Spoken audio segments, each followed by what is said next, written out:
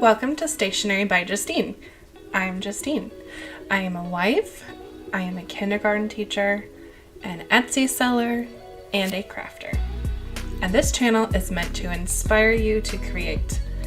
If you like what you see, please go ahead and like the video and subscribe for future videos. I'm also a Spellbinders influencer, so all products from them are free to me and the opinions that I state in my videos are my own. If you are interested in what I am showing, there are links in the description below this video, as well as a link to my Etsy shop.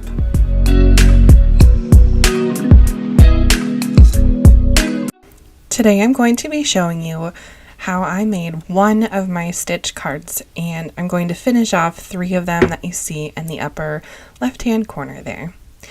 So I will be using the Stitched Thanks cutting dies from Spellbinders, and this is from April 2021. And I know that I'm a whole year late to this, but I have recently fallen in love with stitching on cards from this die and another one that will be in a video soon. But before we get too far ahead of ourselves here, I will just show you what I am doing with this card. I am splitting the embroidery thread from 6 to 3 strands just because Spellbinders recommends using 2 to 3, and I found that 3 looks a little more fuller, so I use 3. And with this card I'm going to be using 6 different colors, and that will kind of transition from this sky blue to this darker blue on the left or the right, sorry. And each color will take up the place of one of the letters, so the THANKS. So you'll see how I do that as we go, but I just wanted to get my thread all ready to go before I started stitching. And I've made several stitch cards by now, but each one I kind of do a little differently.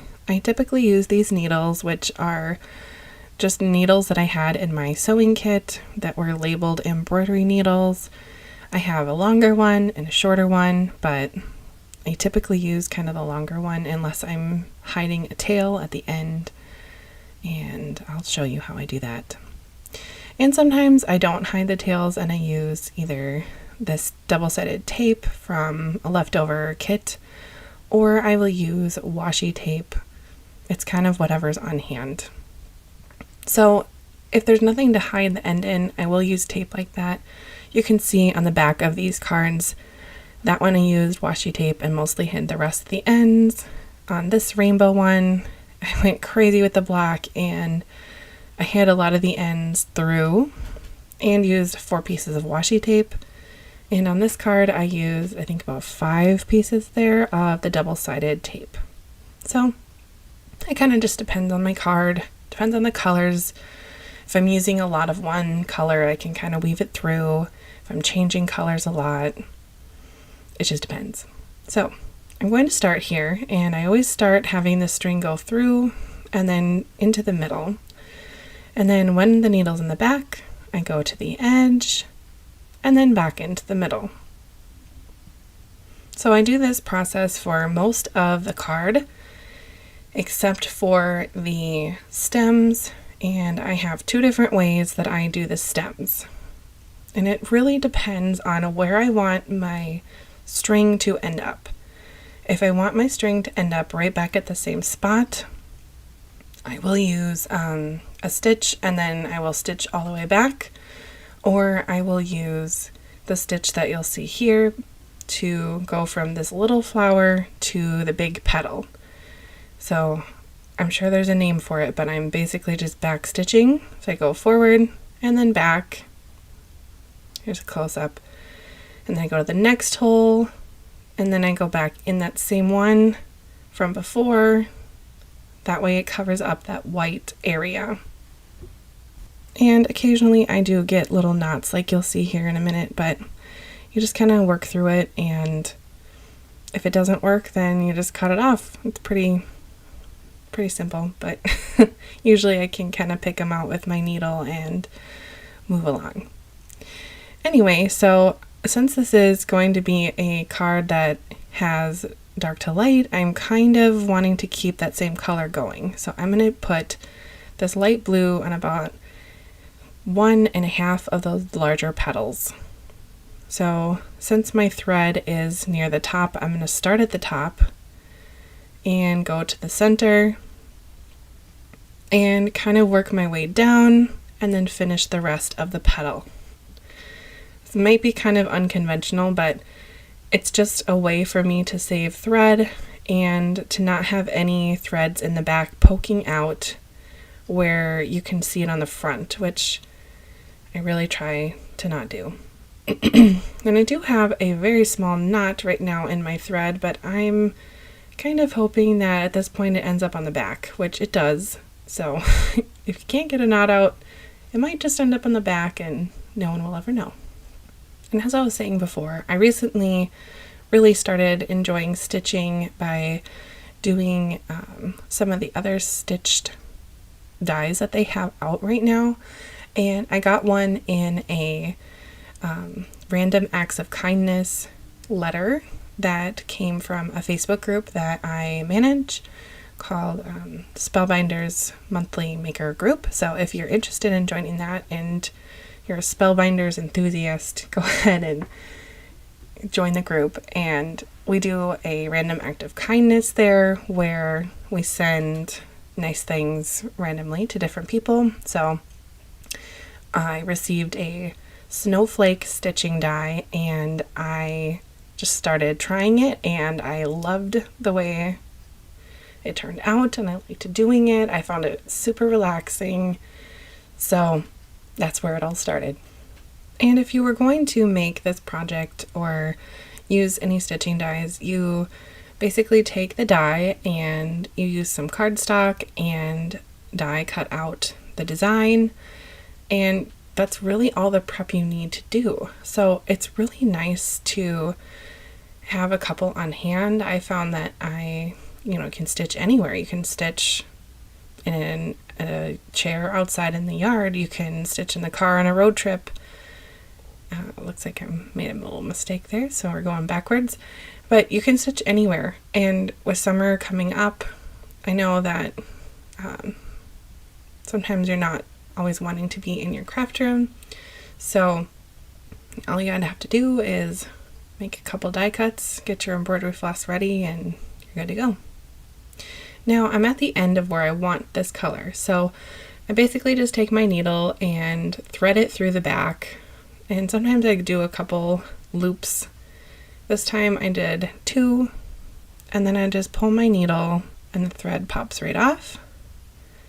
And then I'll take my scissors and just trim the extra. Since this is going on a card and it's not being used on a dish towel or anything, I really am not concerned about those ends really unraveling because it's going from my desk to getting glued with liquid glue onto a card. The chances of those threads popping out is really, really minimal. So I'm not too picky about hiding those ends that much. So I'm taking that same color now on the top and using a little bit of my double-sided tape to start the tail. And you could certainly leave it a little longer and then at the end make a knot or use a short needle and hide it at the end as well. But just for the sake of this video not being too terribly long, I use tape. Speaking of how long it took, this card I filmed, so I wanted it to be one take, if you will, and it took me 1 hour and 20 minutes to do all of the stitching on this card. And after it took about 15 minutes to die cut the letters and to glue the letters on, and then to glue this whole stitched die to the card and to make a card base. So in reality, it doesn't take too much longer than if you were going to stamp and die cut out some stamps and then use some colored pencils or Copic markers to color and shade. It doesn't take that much longer in my opinion, but I guess it just depends on how quick you are with your needle. But the more you practice, the faster it gets. And with a different stitched design, I've already made, I think, 10 cards with that. So I've practiced quite a bit. And like I said, it all started with that snowflake, which is really neat. And if it ever goes on clearance, I probably will buy that stitch snowflake and maybe make some Christmas cards. Perhaps with some of the metallic embroidery thread. Embroidery floss, I think. Floss. I found that craft thread is not the same as embroidery thread. Craft or embroidery floss. Craft thread is more of a fuzzy, I don't know if that's really the right term, but it just is really thick and bulky. And embroidery floss is more of a thin, flossy, silky type.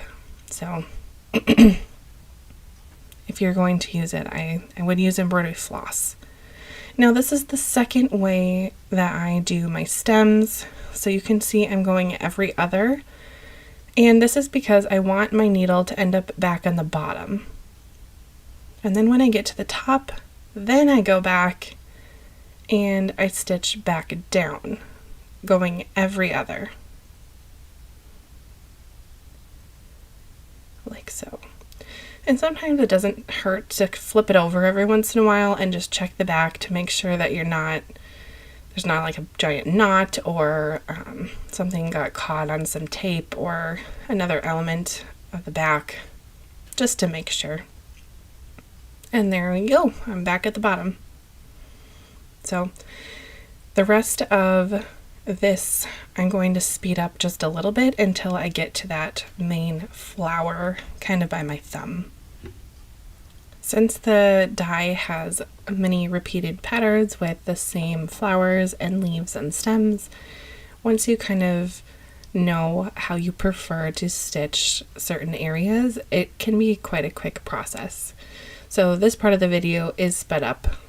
I think I would be having a lot of coffee if I was stitching this fast, but it does go quickly once you know kind of the motions, if you will. So now I'm going to switch colors. And this is just a slightly lighter, kind of a teal color. And I'm going to go ahead and do the stem stitch all the way up. And use a little piece of tape to hide my tail. I guess it would be more securing the tail, but you kind of get the picture. I do want to mention that I use my Spellbinders. It's like a magnet gem that sits on my desk because I have lost needles switching colors before, so there's still one that I have not found. I have no idea where it is. I hope that I don't step on it accidentally, but I'm sure that might happen. Anyway, now since this is a card that has multiple colors, I basically am just blending it through.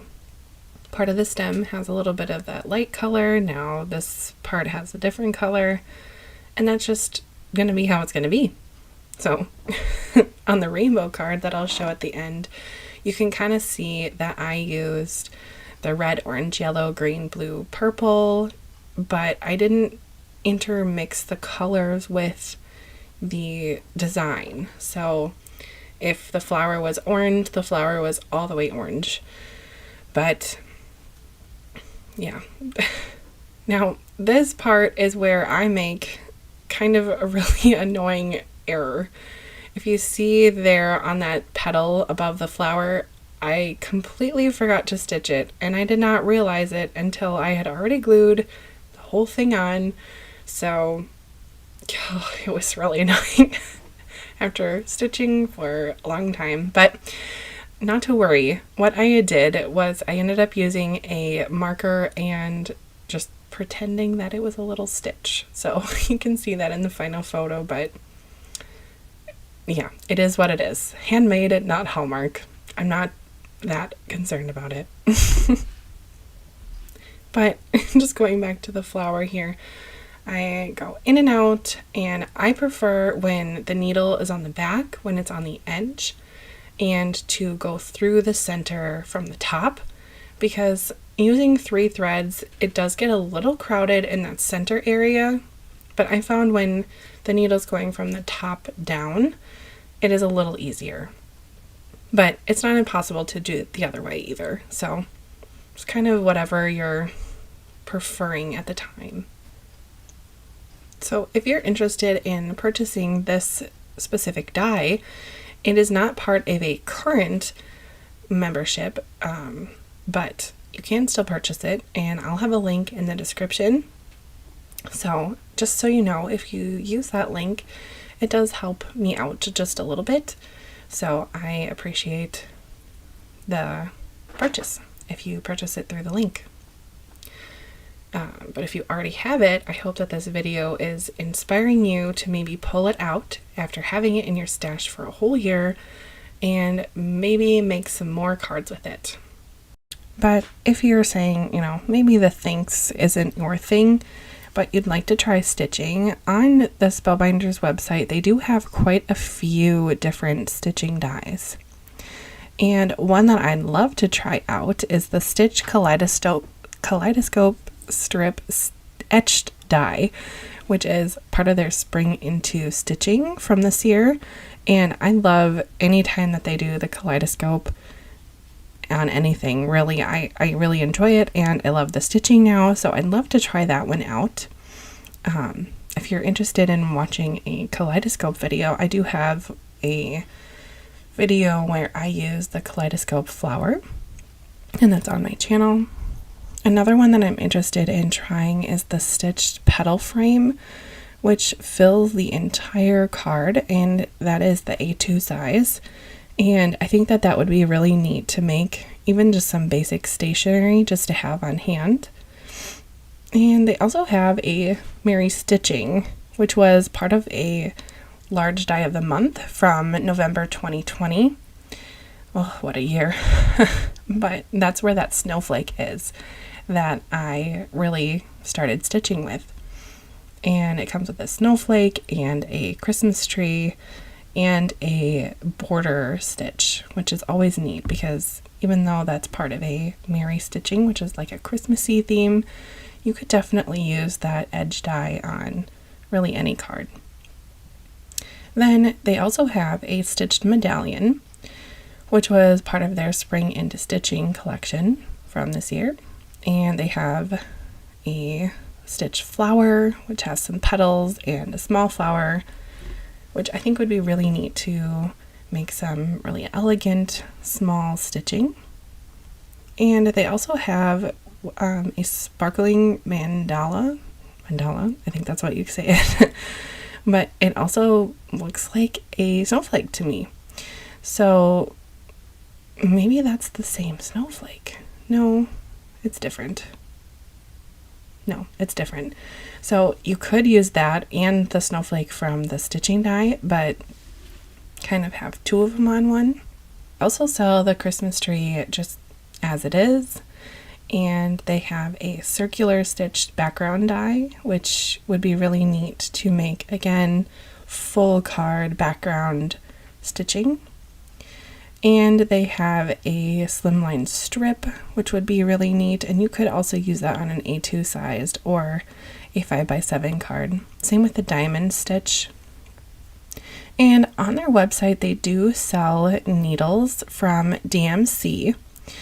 So you could go ahead and pick up needles from the Spellbinders page too. I mean, they're $1.39. It's really not that bad for needles. Although if you have needles at home, you can try to save some money, but And one thing that they are out of stock on, which I hope to get one day, is the stitch card front border, which is similar to this design where it has those same flowers and the like little sprigs, but it has the center blank where you could go ahead and stamp really any sentiment in the inside, and it just looks so cheerful and adorable. And that was a large die of the month from May 2021. And at the time, I was not subscribed to the large die of the month, so I missed out on that. But it looks like they still have it on their website, so maybe when it's back in stock, I'll pick it up. We'll see. And I know that I've said it before about the Spellbinders dies, but I do want to just say it one more time. I love that they come ready to go. You don't have to snip them apart with wire clippers. You don't have to do anything but set them on the paper and send it through your die cutting machine, and you can start making right away, which is the best because when you have a die, you just want to use it. You don't want to sit there with the wire cutters and snip around, and like I've said before, it can be dangerous. I've cut myself one of those little wire pieces from another die company, cut my finger, and I was not happy about that because I work with kindergartners and I don't like any open wounds. So, not happening. But also with this Stitch Thanks die, those letters, the thanks letters, are free to be used with other things. You don't have to use them on this stitched element. So you could go ahead and take those off and use them on a card that just says thanks. You don't have to do the stitching. Or you could get creative with the letters and spell out something. So for example, you could spell out the word thank and then stamp a sentiment you. Or you could use some creative thoughts here. You can spell out the word task, and I'm not sure what that would be for a card, but maybe if you had like a little office theme card. I know some of the card kits have like notebook paper or pencils or something like that, so it could be like an office theme card. Or you could spell out Nana and make like a Mother's Day card for a grandmother. Or you could spell out tan or tans and make a summer theme card. Or, bear with me, you could spell out tank and perhaps make a little army tank for a veteran or a young boy birthday card. Or you could spell out the word ask and maybe have a stamp that said you, and maybe you would like to ask someone a question with a card. Or you could now this is a stretch. You could use the word shant, S-H-A-N-T, and I have no idea why that would go on a card, but you can spell it using the letters T-H-A-N-K-S. So that is all. Thank you for bearing with me for that weird journey we just went on. Now I will show you just one more little tip here. I used my scissors and just snipped that middle hole. And you can do that with the flowers as well, just to give yourself a little more area if you're using 3 strands, but you don't have to. And I found that you really don't need to use the snipping for this area, but I just wanted to show that on this video. Now I will put on a little bit of calming music and have that finish off the rest of the card, and I will jump back in when I am finished stitching the stitched part.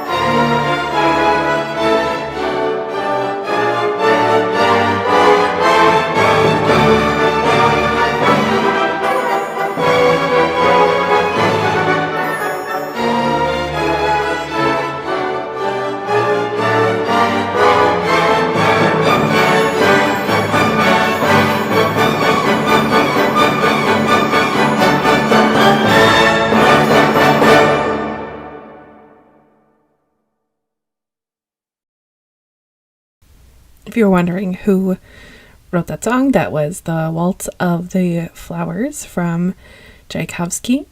So I feel like I'm on the radio say that. It sounds really silly, but there you go. I love his music. Plus, it's appropriate because there are flowers on the card. Again, reaching, but oh well.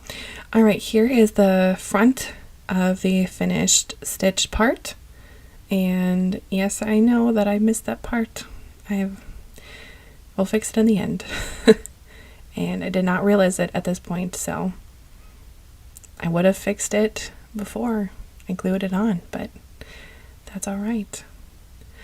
All right, I'm going to use the little letters and use some scrap paper. You can kind of see I have it grouped by card. I'm using purple for the purple one, light pink, and blue for this one, and the rainbow one gets a rainbow. I'm using my Sizzix. Let me get the right name of it so I don't say the wrong name. Sizzix Sidekick. So it just sticks onto your desk, and it has 2 cutting plates, and kind of gives my die cutting machine a break, the big one. Plus it's just so cute and little, and it works out really nicely. I haven't had it for that long, but I have used it quite a bit. And it was really convenient for making the flowers for the kaleidoscope card, because you had to run, each flower needed 3 pieces on top of the main die, and the little flowers each needed the flower in the center, so I definitely used that quite a bit. Now for my card base and the blue piece of paper, I cut that down to be 3.5 by 7, which is a little bit smaller than a large slimline card, which I believe is 3.5 by 8.5. So I just didn't want too much extra on the side, so it's just a little bit smaller than a large slimline, which is fine. I know that the mini slimlines are 3.25 by 6.25, so it's a little larger than the mini, but that's fine with me. I'll have to make some envelopes to go with these cards because I don't have any currently in my stash, but sometimes cards like this don't even need one because they're so pretty. So unless you're going to mail it, I guess you would need one, but if you're going to hand deliver it, it's kind of fun to have this beautiful design on the front. Now for adhering the letters and the stitched part, I'm going to use liquid glue, and the liquid glue that I'm using currently is Barely Art glue with the precision tip, which I find to be very helpful for gluing really anything onto my cards. And I'm using my reverse tweezers from EK Tools. And basically that just helps me to put the letters down straight-ish, because I'm filming with my device up top. I can't really put my head over where the letters go, which is typically what I would do if I'm not filming, to see if it's centered. So it's helpful to use the reverse tweezers, and this way I don't get too much glue on my fingers. But I don't know, when you're crafting and you don't have glue and ink and marker and whatever else on your fingers, are you even crafting? I don't know. I guess if you're stitching, you maybe would get yourself with a needle. Hopefully there wouldn't be too much of a mess with that.